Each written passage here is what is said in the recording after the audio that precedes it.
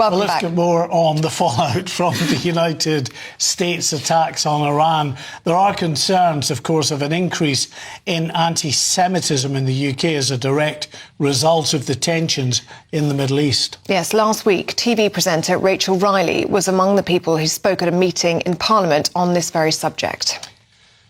Well, the event was organised by Christians United for Israel UK and the GPS Network.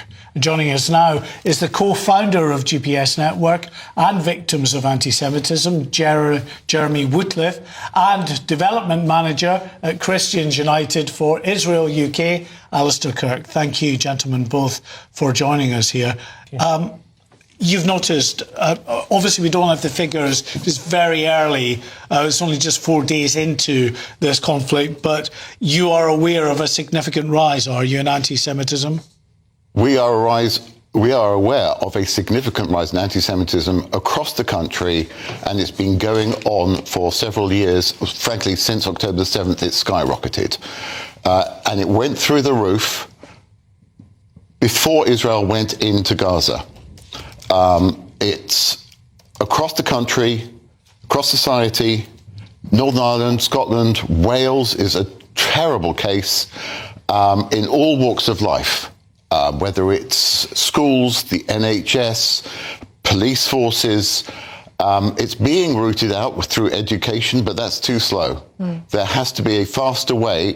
When I say it's gone through the roof, let's put that into context. Jews are 8 times more likely to be attacked than the next demographic per capita. That's a call for a crisis situation. It's an emergency, and we need emergency measures from the government, from police forces, and across the country throughout society. It's affecting Jewish people of all sorts. Jewish people are not just the stereotype, the cliche.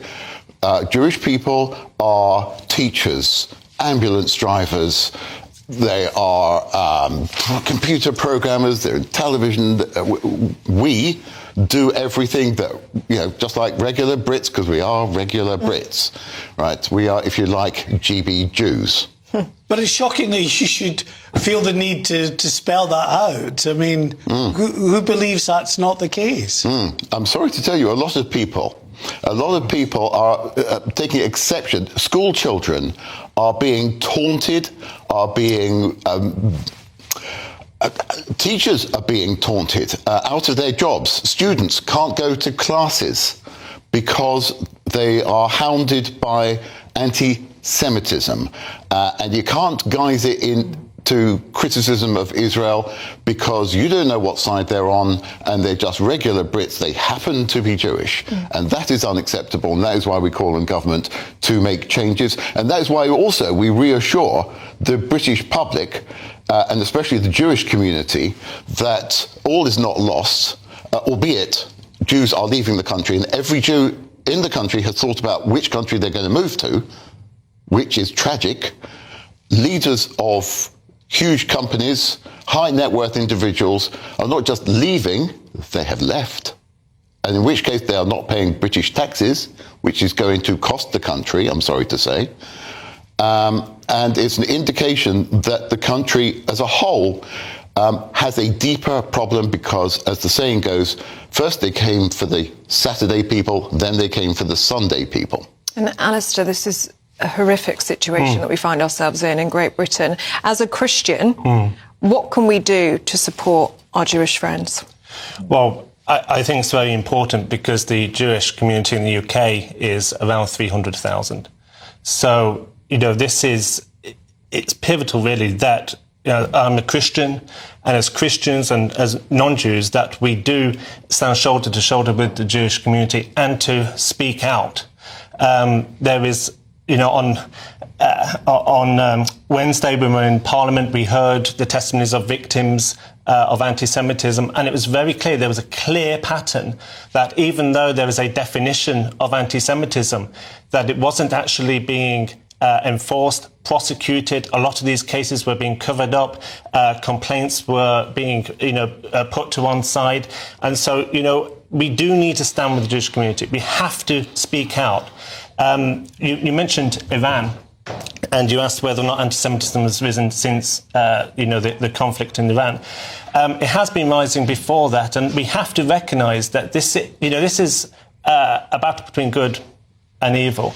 And we only have to look at the weekend when we were seeing death to Israel on these streets in our capital. Well, I just wanted to ask you both, just quickly before we have to move on, for your reaction to the fact that the deputy leader of the Greens Party, a political party on the rise in this country, was seen at this vigil for Ayatollah Ali Khamenei.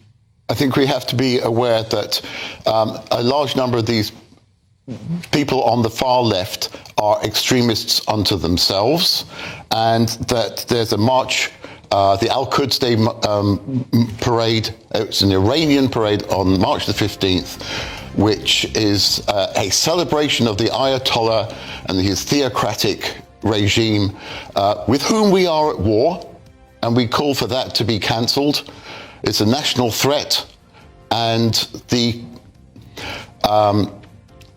conflation of Iranian theocratic extremism and the Palestinian cause is one for great concern. Very quickly, Alastair, just in a word, if you could. Yes, there are two sides. You are either on the side of the Ayatollahs and the tyrants of Tehran, or you're on the side of the Iranian people.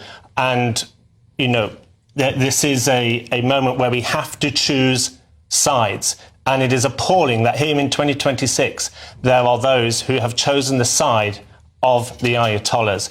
And it is an intimidation towards the Jewish people and actually all those here in the United Kingdom that actually want to stand, with the Iranian people and with what is right. We're at a crossroads in this nation. OK, Alastair, Jeremy, thank you so much for joining us this morning on GB News Breakfast. Thank you.